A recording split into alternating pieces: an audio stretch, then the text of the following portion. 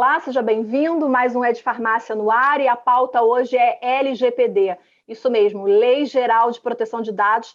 A lei entrou em vigor em setembro desse ano e a gente ainda tem muita dúvida. Por isso, convidamos dois especialistas no assunto, que são os consultores jurídicos da Ascofer, de advogados, né? O Gabriel Fragoso e o Gustavo Semblano. Sejam muito bem-vindos. Obrigada pela presença de vocês aqui no programa. Obrigado. Estou à disposição. O nosso objetivo aqui não é detalhar a lei, né? Até porque a lei já vem sendo detalhada nos veículos de imprensa, a todo momento tem especialistas falando sobre isso. Resumidamente, a LGPD ela diz respeito à relação entre empresa e pessoa física. Ela traz conceitos legais sobre como as empresas devem armazenar, administrar, preservar os dados dos clientes. Importante ler a lei, eu já disponibilizei o link da lei completa aqui na descrição desse vídeo. Mas há pontos sobre os quais ninguém está falando, e é o que a gente vai discutir hoje, pontos voltados especificamente para o varejo farmacêutico. A minha primeira pergunta é para o Gustavo. Gustavo, existem aí dois pontos sobre a lei que são PBMs e farmácia popular. A gente até conversou anteriormente sobre esse assunto, você demonstrou uma certa preocupação sobre isso. Como a lei, como a LGPD impacta esses dois programas, considerando que há terceiros envolvidos no tratamento, no gerenciamento desses dados, como indústria e governo, ou seja, cuidar dos dados que a farmácia recebe via PBM ou via Programa Farmácia Popular, cuidar desses dados não é uma responsabilidade apenas da farmácia, mas é de outros entes, digamos assim, né? Outras empresas e o próprio governo. Como você analisa o trâmite, o tratamento, essa situação? A primeira preocupação se dá com apenas em teoria a criação da Agência Nacional de Proteção de Dados, que é um agente essencial, né? Foi criado no papel, mas efetivamente não existe ainda agência nenhuma. Isso é importante porque vai impactar na sua pergunta, né? Na medida em que se sujeitam à Lei Geral de Proteção de Dados pessoas físicas e pessoas jurídicas, sejam elas de direito público ou de direito privado.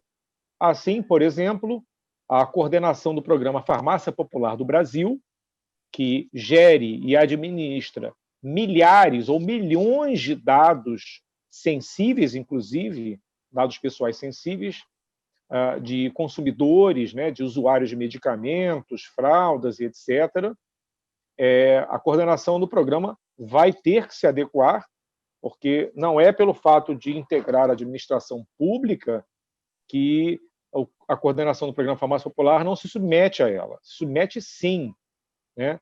E, da mesma forma, a indústria farmacêutica, sobretudo nesse link que tem com o varejo, que é o PBM, que significa Programa de benefício de medicamentos. Benefício de medicamento, exatamente. E aí você vai observar que tanto a indústria quanto o varejo vão ter acesso a esses dados pessoais sensíveis. Quem vai ser responsabilizado nesse caso? Suponhamos que algum dado do farmácia popular de algum cliente, né, não esteja sendo tratado corretamente ou vaze, enfim, muitas coisas podem acontecer. Se foi um erro do governo, por exemplo, né, de quem faz a gestão do programa, a farmácia pode ser responsabilizada, a mesma coisa o PBM, a indústria tem esses dados também.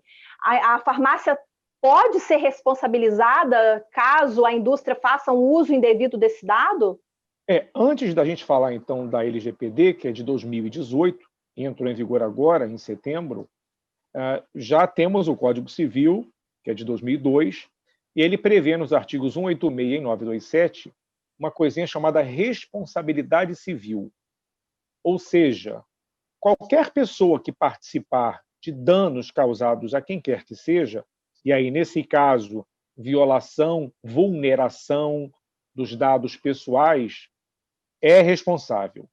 E pode haver, sim, a corresponsabilidade, ou o que nós chamamos também de responsabilidade subsidiária, ou, em alguns casos, responsabilidade solidária, né, por parte do varejo farmacêutico também, né? Obviamente, se restar apurado que a falha foi da União por meio do Programa Farmácia Popular do Brasil, aí a responsabilidade é só da União. Se restar apurado que a falha é da indústria, aí é só da indústria. Mas se restar comprovado que os dois atores tiveram participação, seja por meio de ação ou por meio de omissão, ambos respondem. Nesses dois casos, né, PBM e farmácia popular, como a farmácia pode se proteger, então, em relação às novas regras trazidas pela LGPD? Esse é o grande problema e a minha grande preocupação, porque a gente, analisando friamente, vai ver que o Brasil, de forma geral, ele tem a grande parte do seu varejo farmacêutico composta de pequenas lojas, né? De farmácias chamadas independentes. Às vezes o empresário tem uma loja, tem duas, talvez no máximo três, mas a grande parte é de gente pequena.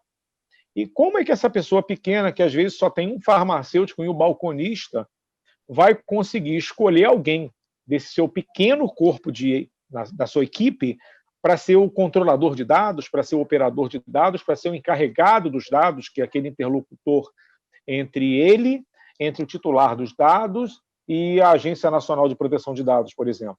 Isso vai ser muito difícil. Me parece que um caminho para isso, para os pequenos, seria a criação de algum software, algum programa, alguma empresa de tecnologia de informação, para que ela pudesse servir de agente terceirizado, ou seja, que essas pequenas empresas pudessem terceirizar, já que as grandes elas vão ter sempre seus atores principais. Já tem a estrutura, né? As grandes já têm essa estrutura já de tem TI. setor de TI, etc. Né? Tá. Antes de passar para o Gabriel, eu quero tocar num outro ponto com você, que é em relação à Agência Nacional de Proteção de Dados. Você já mencionou que essa agência ainda não foi criada. Até a criação dessa agência, quem vai fiscalizar a farmácia? Na verdade, ela já foi criada, sim. Já foi criada? Mas foi uma criação só no papel, entende? Entendi. Ela não está operando, ela não está funcionando. Não está operando. Ainda. E ela, inclusive, gera uma série de discussões, porque o objetivo, quando se extraiu o projeto de lei da LGPD, que veio lá da União Europeia, do projeto europeu, né? O objetivo era que a agência ela tivesse uma natureza autônoma, mas não é o que se vê. Ao se ler a Lei Geral de Proteção de Dados, se vê que a Agência Nacional de Proteção de Dados já é um braço da Presidência da República, o que retira dela totalmente a autonomia. Né? Mas quem fiscaliza? A gente tem que lembrar, Viviane, que a Agência Nacional de Proteção de Dados, ela trata de proteção de dados, mas toda farmácia, drogaria, ela se submete também à fiscalização por diversos outros órgãos. Por exemplo, e principalmente os PROCONs, que são órgãos do Poder Executivo, que podem existir a nível municipal, estadual, e até existe uma Secretaria Nacional do Consumidor. Né? Então, eu acredito que hoje, quem vai fazer a fiscalização, e já sei que está fazendo, são os PROCONs municipais e estaduais, verificando, por exemplo, se princípios de proteção ao consumidor, como, por exemplo, a proteção contra métodos comerciais coercitivos ou desleais, está previsto no Código de Defesa do Consumidor há mais de 30 anos, né? Que é de setembro de 1990, os PROCONs já podem fiscalizar isso. Né? Lembrando eles podem chegar também, na farmácia e cobrar da farmácia o que ela tem feito para cuidar, para tratar os dados dos clientes, é isso? O que o fiscal do PROCON vai perguntar quando ele chegar na farmácia? Entendo eu que o fiscal do PROCON tem total poder para isso, na medida em que, enquanto a Agência Nacional de Proteção de Dados não está efetivamente criada, e por essa razão não tem agente de fiscalização, o PROCON também atua no setor farmacêutico, já que o setor farmacêutico trabalha com produtos que trazem risco à saúde das pessoas, né? Qualquer medicamento, se mal vendido, mal utilizado, vendido fora do prazo, vendido sem a termossensibilidade devida, ele traz risco à saúde do consumidor. Então, o PROCON é, sim, um agente importante para poder fiscalizar e aí vai poder verificar seu estabelecimento, quem é que o responsável pelo tratamento dos dados. quem aqui na empresa exerce o papel de operador? Quem exerce o papel de controlador? Me explique, por favor. Ah, não tem ninguém, então vou lavrar um auto de infração por violação à legislação geral do consumidor. Na verdade, ele talvez nem se atenha à LGPD. Lembrando, Viviane, que tem um ponto importante. Assim como a LGPD prevê sanções administrativas, essas que somente serão exigidas no próximo ano, e a mais comentada na mídia, né, é a multa de até 2% do faturamento anual, chegando a 50 milhões de reais. É o grande temor, né? Mas, obviamente, não se aplica a qualquer um, e sim para grandes empresas. Mas o Código de Defesa do Consumidor, no artigo 55, também prevê sanções administrativas aplicadas pelos PROCONs. Então, o PROCON pode aplicar uma advertência, pode fazer uma interdição do estabelecimento, pode impedir, por exemplo, que uma farmácia continue comercializando produtos pelo aplicativo WhatsApp, Telegram ou Congênere, ok? Ou por outra plataforma. Porque essa troca de informações também nesses aplicativos, a lei provavelmente se aplica a isso também, né? Por exemplo, tem muitas redes de farmácia que têm aplicativos próprios e ali no aplicativo você se cadastra, coloca informações, data de nascimento, enfim, vários dados que são pessoais, né? Então, o tratamento a esses dados também é devido. Agora, eu quero conversar com o Gabriel, trazer o Gabriel para esse papo aqui com a gente, te perguntar, Gabriel, se a LGPD se aplica também aos funcionários, ou seja, na relação que a farmácia tem com os seus colaboradores. Oi, boa tarde, Viviane. Prazer estar com você aqui novamente, né, de farmácia. Prazer é Saudar nosso. o Gustavo também, está participando junto com o Gustavo. Então, aplica sim e necessariamente aos empregados, até porque muitas empresas têm muitas informações. A bem da verdade, a empresa passa a ter muita informação do empregado. A lei é bem clara em diferenciar esses tratamentos, essas questões dos dados. Existem os dados que são os dados essenciais, né, que a gente fala como dado essencial, o dado da pessoa, que é a identidade, CPF, número do NIT para fazer o registro junto à Previdência, junto ao FGTS. A empresa precisa ter todos esses dados principais. E tem os dados sensíveis, que são os dados que muitas das empresas acabam optando em ter, mas que, a nosso ver, é desnecessário, e até ao ver da própria lei são desnecessários, que são aqueles de orientação sexual, de cor, de partido político. Isso é uma questão que está na lei, mas que, no campo do direito do trabalho, não é tão importante. Então, por não ser tão importante, o que a gente, como advogado, recomenda se a empresa vier a adotar esse tipo de tratamento de dados, colher esse tipo de informação? Que faça o termo de consentimento quanto à utilização desses dados. Olha, na minha empresa, eu acho essencial que eu faça todo o histórico da pessoa para saber se ela é portadora de alguma doença crônica, qual a cor dela, qual o partido político dela. Se a empresa quer ter todo esse arcabouço de informações, eu acho importante, a lei assim prevê, que se faça um termo de consentimento com o empregado para ele autorizar que tenha todas essas informações num banco de dados. Mas para que isso? Para, uma vez sendo vazado algum tipo de informação, seja pela pessoa que opera, o chamado operador ou o controlador dessas informações, o empregado ter a quem recorrer judicialmente por uma eventual indenização. Porque se vazar CPF, identidade, número de NIT, pode vazar por qualquer outro tipo de meio, né? Mas quando se tem essas informações muito sensíveis, que o empregado só forneceu numa entrevista de emprego ou para a sua empresa, fica muito mais claro para o empregado saber a quem recorrer, a quem demandar, que foi a empresa que ele prestou esse tipo de informação. Então, a empresa, para se precaver dessa situação, é bom que faça um termo de consentimento, passando ao empregado esse termo, que ele assine que está concedendo todas essas informações para o banco de dados da empresa.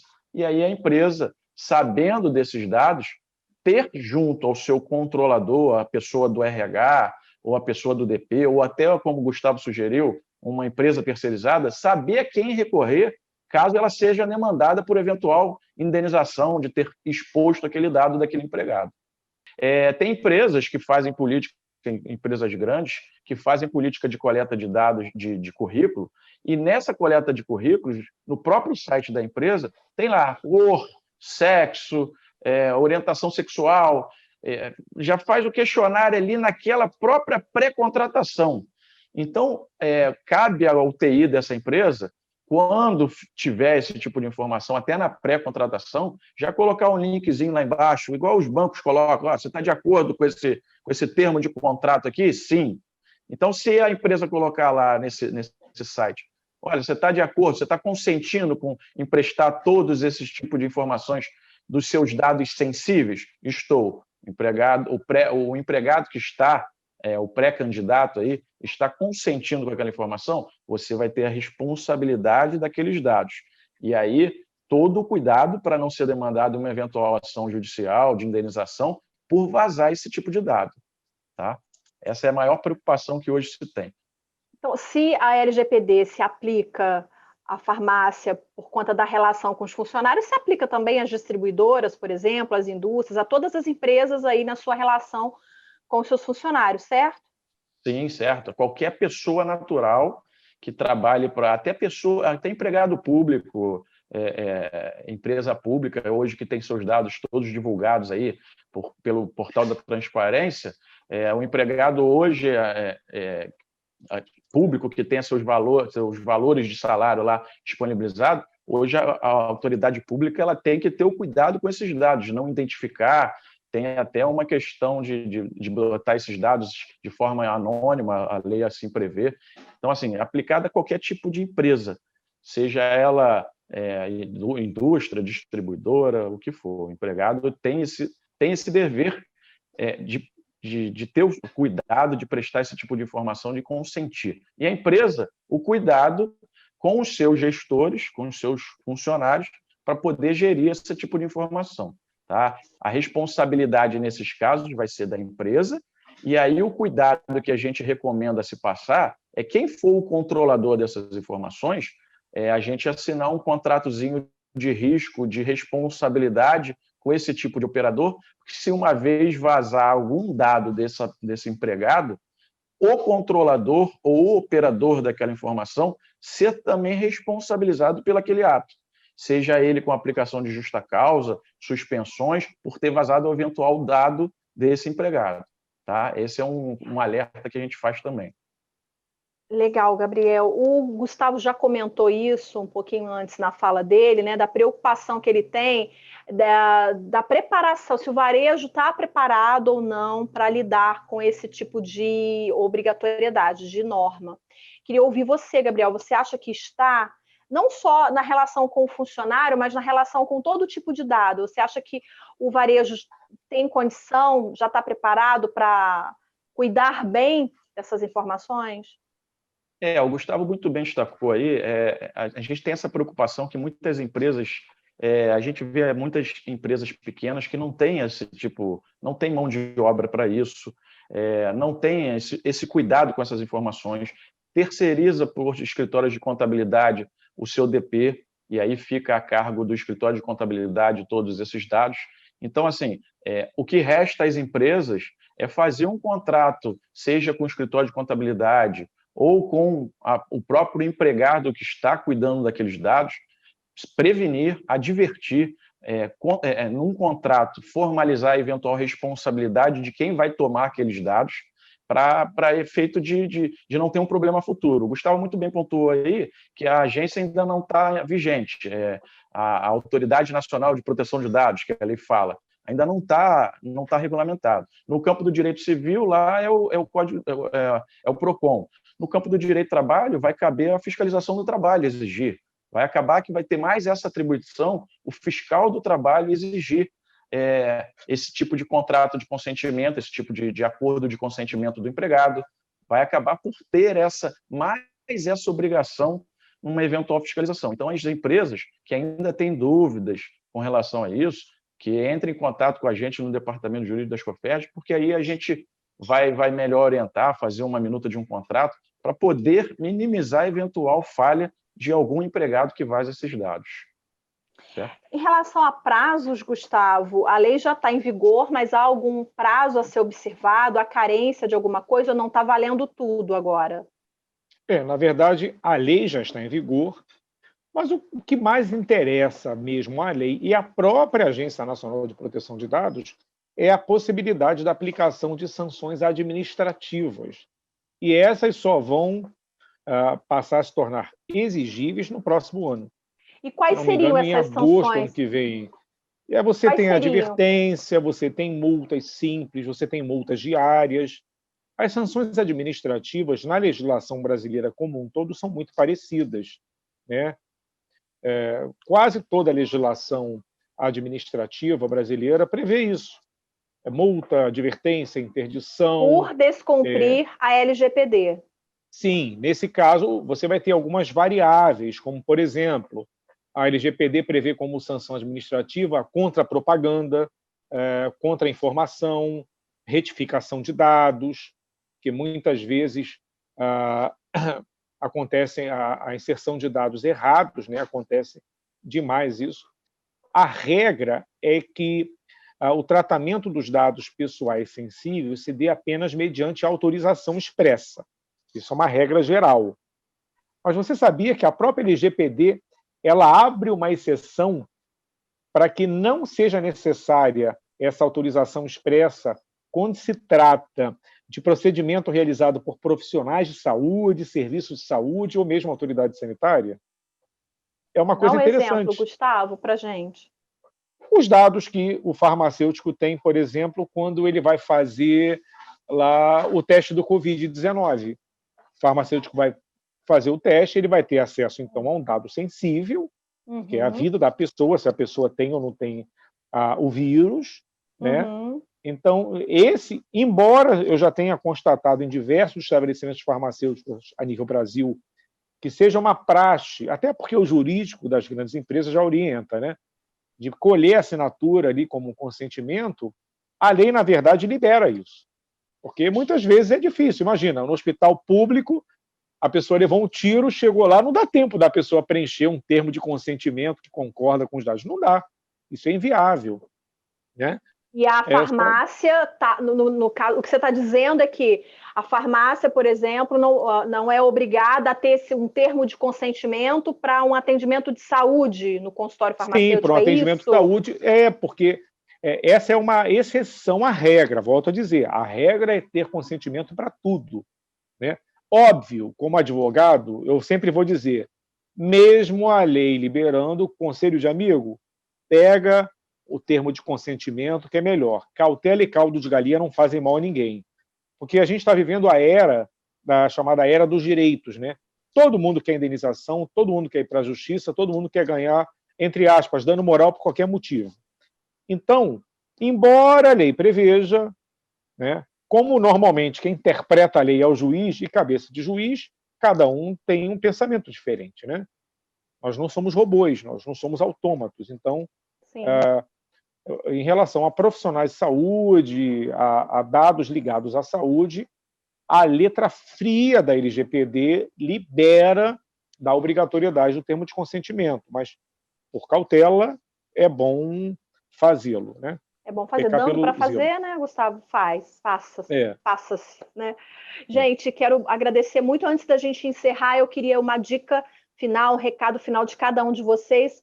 Gabriel, qual é a sua dica final para quem está nos assistindo?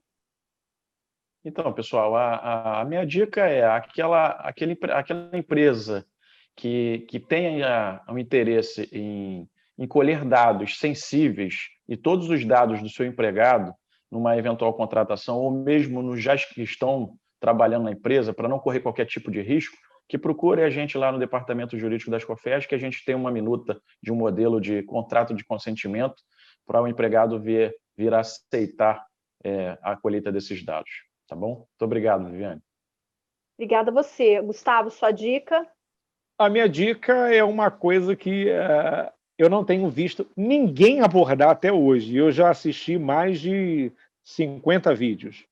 É uma exceção prevista no parágrafo 4º do artigo 11º da LGPD. É engraçado, mas sabe o que ela diz? que é possível e é legal, contrariando a proibição que é a regra, a comunicação ou o uso compartilhado entre controladores de dados pessoais sensíveis referentes à saúde com o objetivo de obter vantagem econômica, olha que interessante, em 3 hipóteses: prestação de serviços de saúde, prestação de assistência farmacêutica, ou seja, a LGPD fala em assistência farmacêutica, que é um ponto que ninguém vem abordando até hoje, né? E o tratamento em geral à saúde, né? Traduza então, aí para a gente esse artigo, então. Traduza. A regra é, não pode compartilhar dado para ninguém. Mas se, com objetivo econômico, né? Lógico, um objetivo não econômico, científico, pesquisa, etc., não há problema algum. Só que aqui, essa exceção do parágrafo 4º do artigo 11º diz que, se você tratar de serviços farmacêuticos, por exemplo, que é a prestação da assistência farmacêutica, você tem a possibilidade de, em tese, obter vantagem econômica com a comercialização desses dados. Mas, óbvio, voltando a dizer aqui, estamos numa fase embrionária da lei, a lei já está em vigor há pouco mais de um mês, né? Isso está escrito na lei, mas não quer dizer que futuramente o judiciário não derrube esse parágrafo 4º do artigo 11º. Mas eu achei interessante abordar essa questão, porque eu não tenho visto ninguém falar da assistência farmacêutica nessa exceção. Não, inclusive você trouxe na nossa dica final um ponto que a gente poderia até explorar mais aqui. Eu fiquei até curiosa para discutir um pouco mais. Quem sabe a gente não pode abordar esse ponto num artigo, né, para o portal, sim. Enfim, é porque é muito interessante, outra mídia. Né? É muito assim, interessante. Ninguém vem falando, eu tenho já, desde que, antes de começar a LGPD, eu venho acompanhando e nunca vi ninguém falar sobre a questão da assistência farmacêutica, dessa brechazinha do artigo 11º, parágrafo 4º. Depois você dá uma conferida, Viviane, e o doutor Gabriel também, vê se não está lá. Que a essência da lei é você colher esses dados para não ter exploração financeira, né? Então, se a gente for pensar que uma farmácia vai colher esses dados para se pensar em explorar financeiramente isso, está indo de encontro com a própria lei. Então, claro, assim, é totalmente contraditório isso. Né? Essa cautela que o doutor Gustavo está falando e que pode ser judicializado esse artigo, essa cautela que ele está dizendo de pegar o consentimento é mais importante para a empresa se prevenir, porque pode ser que algumas empresas podem utilizar desse artifício de colher esses dados e prestar informações, colher lucro com isso, e quanto à própria essência da lei é para não ter resultado financeiro com esses dados, né? Você que está assistindo a gente aqui, fique de olho lá no portal da Revista da Farmácia, porque eu vou voltar nesse artigo em específico que o Gustavo citou aqui, porque até isso para mim foi uma novidade, eu confesso, não li a norma toda por completo, assisti palestra, vi entrevistas, mas essa é a visão de advogado. O advogado sempre tem ali uma visão diferente, né, do leigo, né, que, enfim. Mas obrigada mais uma vez, Gabriel. Obrigado Gustavo, pelo convite. Pela participação de vocês. Foi uma honra participar do Ed Farmácia. Foi o recado final, dica final aí, mais longa aí da história do Ed Farmácia, mas muito obrigada, gente. Obrigada a você que nos acompanhou até aqui. Espero que tenha curtido esse conteúdo. Antes de ir embora, inscreva-se no canal, deixe o seu like, seu comentário, compartilhe esse conteúdo, é sempre super importante para a gente ficar aqui firme e forte com o canal no ar. Obrigada e até a próxima semana. Tchau, tchau.